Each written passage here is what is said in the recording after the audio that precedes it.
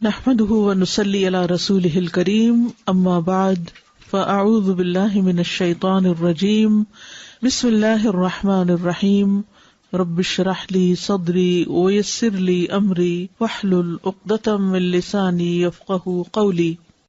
ایک چیز جس کی ہم میں سے ہر ایک کو ضرورت ہوتی ہے وہ ہے استخارہ کرنا۔ حدیث میں آتا ہے کہ حضور صلی اللہ علیہ وسلم صحابہ کرام کو استخارہ کی دعا اس طرح سکھاتے تھے جیسے قرآن کی سورت کوئی سکھائی جاتی۔ قرآن مجید کی سورت سیکھنا کیوں ضروری ہے؟ کیونکہ اس کے بغیر نماز ہی نہیں ہوتی۔ آپ نماز میں سورت فاتحہ نہ پڑھیں تو نماز ہی نہیں، اور سورت فاتحہ کے بعد کوئی اور سورت نہیں ساتھ لگائیں تو آپ کی نماز نہیں ہوگی، اور نماز نہیں تو دین ہی نہیں۔ نماز دین کا ستون ہے، نماز دین کی پہچان ہے۔ کوئی شخص اپنے آپ کو مسلمان کیسے کہہ سکتا ہے اگر وہ اللہ تعالیٰ کی یہ بات مانتا ہی نہیں، اس کے آگے جھکتا ہی نہیں، وہ بلائے تو آتا ہی نہیں۔ یہ 5 وقت بلاوا آتا ہے، آؤ اللہ کی طرف، حی علی الصلاۃ، حی علی الفلاح، کتنی مسجدیں پکار رہی ہوتی، آؤ نماز کی طرف، آؤ کامیابی کی طرف۔ لیکن کچھ لوگ پرواہ نہیں کرتے کہ انہیں کوئی پکار رہا ہے، اور ہر دفعہ ان کی غیر حاضری لگ جاتی، اور پھر ایک دن آئے گا کہ اللہ کے ہاں وہ غیر حاضری رجسٹر پیش کیا جائے گا کہ یہ بلانے پر بھی نہیں آئے تھے۔ آپ دیکھیے کہ اگر ہمیں کوئی بلائے، 1 دفعہ بلائے، 2 دفعہ بلائے، 3 دفعہ بلائے، اور ہم جائیں ہی نہ، اس کے ساتھ ہمارے تعلقات کیسے ہوں گے؟ پھر اگر ہم اس کو بلائیں گے تو وہ آئے گا؟ اللہ مہربان ہے، وہ پھر بھی ہماری دعا سن لیتا ہے، لیکن اگر وہ نہ سنے تو اس کا حق ہے، نہ سنے بے شک۔ کیوں؟ اس لیے کہ جب اس نے ہمیں بلایا تھا کہ میری عبادت کے لیے آؤ، حالانکہ اس کو ضرورت بھی کوئی نہیں، ہمارے ہی فائدے کے لیے ہم کو بلایا تھا، تو ہم حاضر نہیں ہوئے۔ اب اگر ہم اس کو بلاتے ہیں اور وہ ہماری دعا نہ سنے تو وہ ظالم نہیں، ظلم ہم نے خود اپنی جان پر کیا کہ اللہ سے کوئی تعلق نہیں رکھا۔ تو بہرحال ہم سب کے لیے لازم ہے کہ ہم اللہ تعالیٰ کی طرف رجوع کریں، خوشی میں بھی غمی میں بھی اللہ کو پکاریں۔ بات صرف اتنی ہے کہ ہم عام طور پر صرف غم کی حالت میں، دکھ کی حالت میں، مشکل میں، فکر مندی کے وقت اللہ کو پکارتے ہیں، لیکن جب اچھے حالات ہوتے ہیں تو اللہ کو بھول جاتے ہیں۔ جو 4 نمازیں پڑھتے ہیں تو وہ بھی چھوڑ بیٹھتے ہیں۔ کوئی شادی ہو، کوئی فنکشن ہو، پارٹی ہو، پکنک ہو، کتنے لوگ نماز پڑھتے ہیں؟ خوشی کے موقعوں پر عموماً لوگ ایسی مستی میں آتے ہیں کہ نماز چھوڑ دیتے ہیں، حالانکہ وہ تو نہ خوشی میں معاف ہے نہ غمی میں معاف ہے، تکلیف میں پھر اللہ کی طرف کچھ نہ کچھ رجوع کر ہی لیتے ہیں۔ تو بہرحال بات ہو رہی تھی استخارے کی۔ بہت سے لوگ استخارے کے معاملے میں غلط فہمی کا شکار ہیں، ان کو یہ نہیں پتا کہ استخارہ ہے کیا چیز، صرف سنی سنائی پر عمل کر رہے ہوتے ہیں۔ تو استخارہ کا لفظی مطلب ہوتا ہے خیر مانگنا، اللہ سے خیر کی دعا کرنا کہ یا اللہ جو کام ہم کرنے جا رہے ہیں اس میں خیر ہو، بھلائی ہو، اس کا انجام اچھا ہو۔ تو کوئی بھی جو اہم کام زندگی میں ہوتا ہے، مثلاً کاروبار ہے، شادی ہے، سفر ہے، اور اسی طرح کے اہم فیصلے ہوتے ہیں، کوئی جائیداد کی خریداری ہے، تو اس سے پہلے 2 رکعت نفل نماز پڑھی جاتی، اور نماز پڑھنے کے بعد دعائے استخارہ پڑھی جاتی۔ جیسے دعا مانگتے ہیں ہم، تو یہ دعا استخارے کی خود نبی صلی اللہ علیہ وسلم نے سکھائی۔ کیسے؟ جیسے قرآن کی سورت سکھاتے تھے۔ اتنی اہم چیز ہے، اتنی اہم دعا ہے۔ ہر انسان کی زندگی میں ایسے بہت سے معاملات پیش آتے ہیں جن میں فیصلہ کرنا بڑا مشکل کام ہوتا ہے، رشتہ دیں یا نہ دیں، یہ بزنس شروع کریں کہ نہ کریں، یہ گھر خریدیں کہ نہ، یہ بیچیں کہ نہ۔ دل میں تردد اور ملال اور ایک خلل سا رہتا ہے، تو اس کا حل کیا ہے؟ اس سے چھٹکارا کیسے پائیں؟ کس پہ بھروسہ کریں؟ کس سے مشورہ کریں؟ کون ہم کو گائیڈ کرے کہ کیا کرنا چاہیے؟ تو ایسے میں اللہ ہی اصل خیر خواہ ہے، وہی اصل محبت کرنے والا ہے، اور وہی جاننے والا بھی ہے، وہی صحیح بتا سکتا ہے۔ تو اس لیے عقل مند وہی ہے جو اس وقت خیر کی دعا مانگ کر، یعنی استخارہ کر کے حتمی فیصلہ کر لے۔ امام ابن تیمیہ کہتے ہیں جس نے اللہ سے استخارہ کیا اور مخلوق سے مشورہ کیا، یعنی اللہ سے بھی مشورہ کرو، اللہ سے بھی دعا کرو، اور بندوں سے بھی مشورہ کرو، ڈسکس کرو، اور اپنے کام میں ثابت قدمی اختیار کی، پھر اس کام میں جلد بازی نہ کی، یعنی صبر سے کام لیا، بس فوراً نہیں، دعا کی، ذرا سا انتظار کیا، اور پھر فیصلہ کیا، غور و فکر کے بعد فیصلہ کیا۔ ایسا شخص کبھی نادم نہیں ہوگا، پشیمان نہیں ہوگا کہ اس نے وہ فیصلہ کیوں کیا تھا، کیونکہ اس نے معاملے کے سارے پہلوؤں کو دیکھ لیا تھا۔ اسلام سے پہلے کا جو دور تھا، دور جاہلیت، اس میں لوگ مختلف طریقے اختیار کرتے تھے فیصلے کرنے کے وقت۔ جیسے پرندوں سے پال لیتے، وہ 2 پرندے اڑاتے، اور اگر وہ رائٹ سائڈ پہ چلے جاتے تو کہتے یہ کام ٹھیک، اگر الٹے جاتے تو کہتے یہ کام ٹھیک نہیں ہے۔ اسی طرح نجومیوں اور کاہنوں کے پاس جاتے تھے، ان سے پوچھتے تھے، قرآن اندازی کرتے، قیافہ شناسی کرتے، تیروں کے ذریعے قسمت کا حال معلوم کرتے۔ لیکن اسلام نے ان سارے خود ساختہ طریقوں کی بجائے بندوں کو اپنے رب سے مشورہ کرنا سکھایا۔ حضرت جابر رضی اللہ تعالیٰ عنہ روایت کرتے ہیں کہ رسول اللہ صلی اللہ علیہ وسلم ہمیں ہر کام میں استخارے کی تعلیم اس طرح دیتے جس طرح قرآن مجید کی کسی سورت کی تعلیم دیتے تھے۔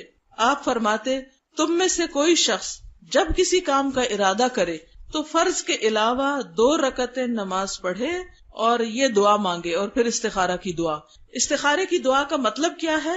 اے اللہ، بے شک میں تجھ سے تیرے علم کے سبب خیر طلب کرتا ہوں، تجھے پتا ہے تو مجھے بھلائی سے نواز، تیری قدرت کے سبب تجھ سے طاقت مانگتا ہوں، تو طاقت والا ہے، مجھے بھی طاقت دے کہ میں صحیح فیصلہ کروں اور کچھ کر سکوں، اور تیرے فضل عظیم کا طلبگار ہوں کہ بے شک تو ہی قدرت رکھتا ہے اور مجھے کوئی قدرت نہیں، تو علم رکھتا ہے، میں کچھ نہیں جانتا، تو تمام چھپی ہوئی باتوں کا جاننے والا ہے، یعنی غیب اور راز تیرے علم میں ہے۔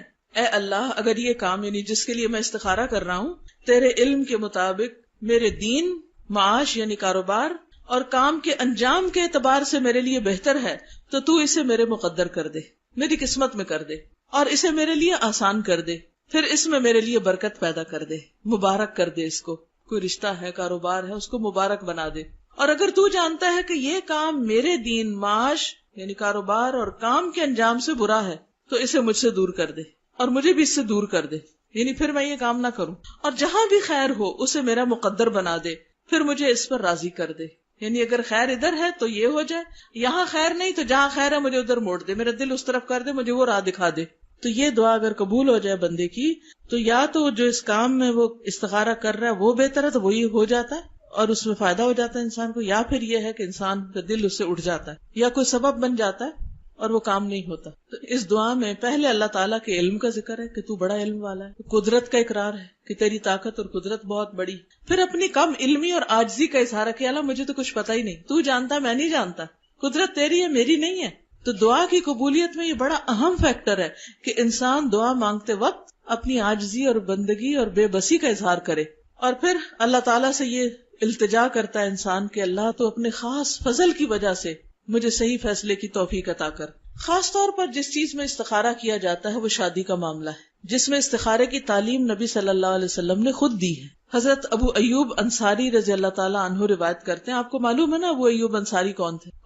حضور صلی اللہ علیہ وسلم کے میزبان تھے، مدینہ میں ان کے گھر کے آگے اونٹنی رکی تھی اور آپ وہاں تشریف لے گئے تھے۔ تو ان سے روایت ہے کہ رسول اللہ صلی اللہ علیہ وسلم نے فرمایا، منگنی کے ارادے یعنی پیغام نکاح کو لوگوں پر ظاہر نہ کرو، یعنی اگر کہیں سے پروپوزل آیا ہے تو ہر ایک کے بتانا نہ شروع کر دو، اس کو چھپاؤ جب تک کوئی فائنل فیصلہ نہیں ہو جاتا، کیونکہ بعض اوقات کوئی اچھا رشتہ آتا ہے کبھی نظر بھی لگ جاتی، یا یہ ہے کہ اور جو حاسد ہوتے ہیں وہ باتیں کر کے ادھر ادھر خرابی کر دیتے ہیں، رشتہ ہونے نہیں پاتا۔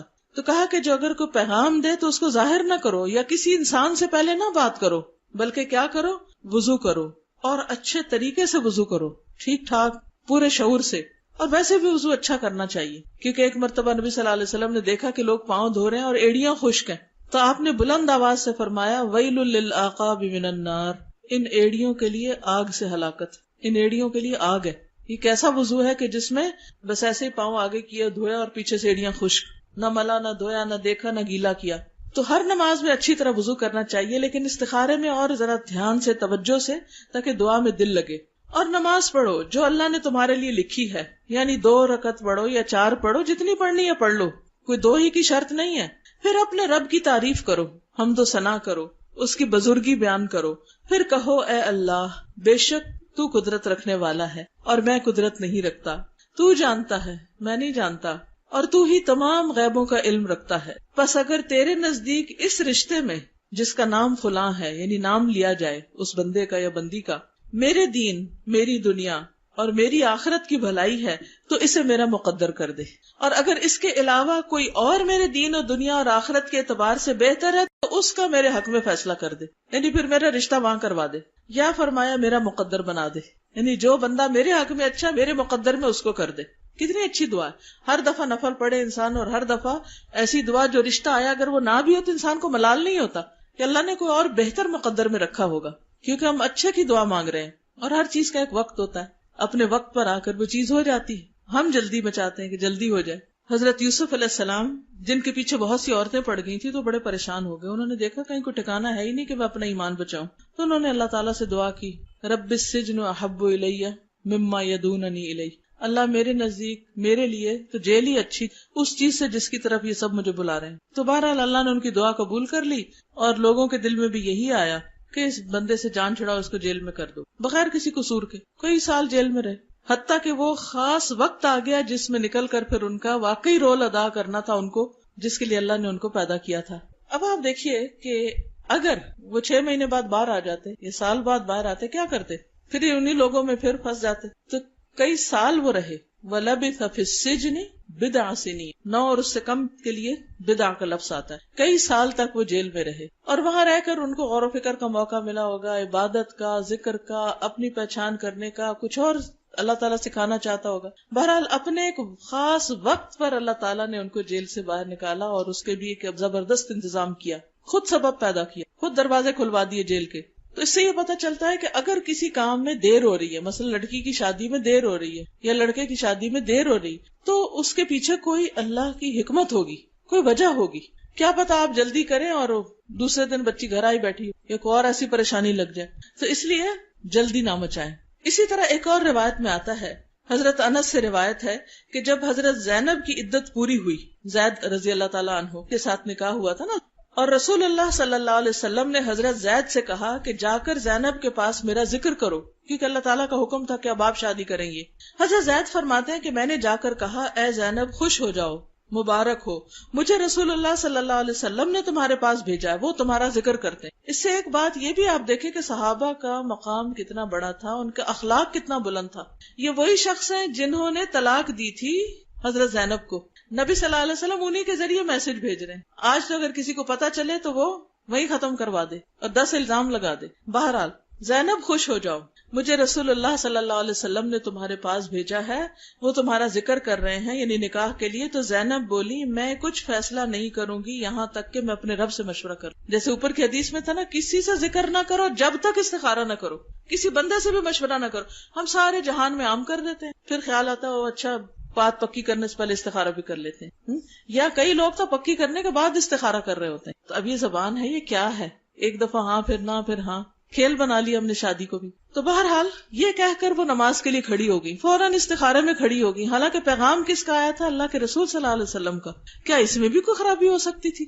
بعض اوقات ہم کہتے ہیں لو آبویس ہے, اتنا اچھا لڑکا ہے, اب اس کا کیا استخارہ کرنا, یہ اتنی نیک لڑکی ہے, کیا استخارہ کرنا. نہیں, پھر بھی کرو. حضرت زینب حضور صلی اللہ علیہ وسلم کے رشتے پہ استخارہ کر رہی ہیں, اور جواب کیا آیا؟ اور قرآن نازل ہوا. پھر رسول اللہ صلی اللہ علیہ وسلم بغیر اجازت طلب کیے تشریف لے آئے, کیونکہ اللہ نے نکاح آسمان پہ کرا دیا تھا, اور آپ تشریف لے آئے. یہی استخارے کا جواب ہوتا ہے کہ رشتہ طے ہو جاتا, بات پکی ہو جاتی یا ختم ہو جاتی. تو بہرحال یہ استخارے کا ایک بہت ہی اہم پہلو. تو شادی کاروبار وغیرہ میں تو عام طور پہ ہم استخارہ کرتے ہیں, لیکن زندگی کے بعض اوقات جو اور روزمرہ کے معاملات ہوتے ہیں اس میں ہم نہیں کرتے, پھر پریشان رہتے پتہ نہیں صحیح ڈیسیژن کیا کہ نہیں کیا. اس میں بھی کر لینا چاہیے. مثلاً صحابہ کرام کا طریقہ یہ تھا کہ ہر اہم کام میں استخارہ کرتے تھے.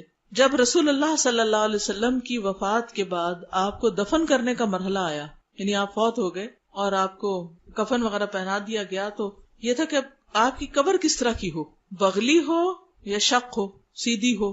اب کوئی ڈیسائیڈ نہیں کر پا رہا تھا, کیونکہ کوئی سمجھ نہیں آ رہی, کوئی تعلیم مل نہیں رہی تھی کہ زیادہ بہتر کیا ہے. تو انہوں نے اس پر استخارہ کیا کہ ان میں سے زیادہ بہتر کیا ہے. بعض اوقات ایسا ہوتا ہے نا, 2 چیزیں آپ کے سامنے ہوتی, تو آپ کہتے ہیں یہ رشتہ بہتر ہے یا یہ بہتر ہے, یہاں جانا بہتر ہے یا یہاں جانا بہتر ہے.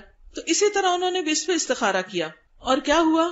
حضرت انس بن مالک کہتے ہیں کہ میں اس وقت مدینہ